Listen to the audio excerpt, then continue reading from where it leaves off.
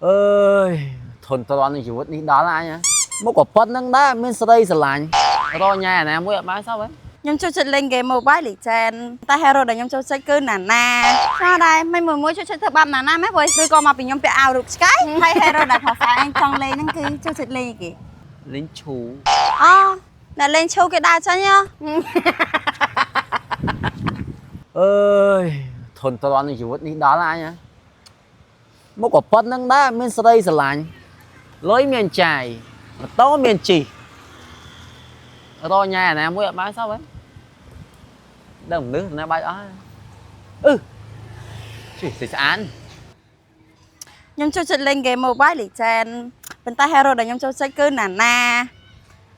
ចោះដែរមិនមួយចូលចិត្តធ្វើបាប Nana ម៉េចព្រោះឬក៏មកពីខ្ញុំពាក់អាវរូបឆ្កែផាស្អាតទៅសួរផាស្អាតសិនថាចូលចិត្តលេង game អីគេហើយ hero អីគេ Hello ផាស្អាត bạn សុំសួរមួយមើល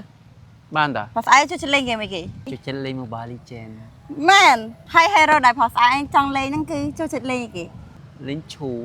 តែមិនចូលចិត្តលេងឈូ ដោយសារលេងទៅយើងបានទាត់ណាណា សត្រូវអញតាញ់រកឃើញហើយ អាហ្នឹងក្នុងហ្គេមតើក្នុងហ្គេមគេលេងហើយនេះមនុស្សនៅក្រៅចង់វាយឯងណាវាចេញមកពីណាពីណីទីបី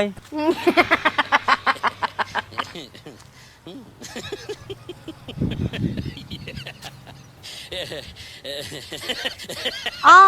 អ្នកលេងឈូគេដើរចាញ់ហ៎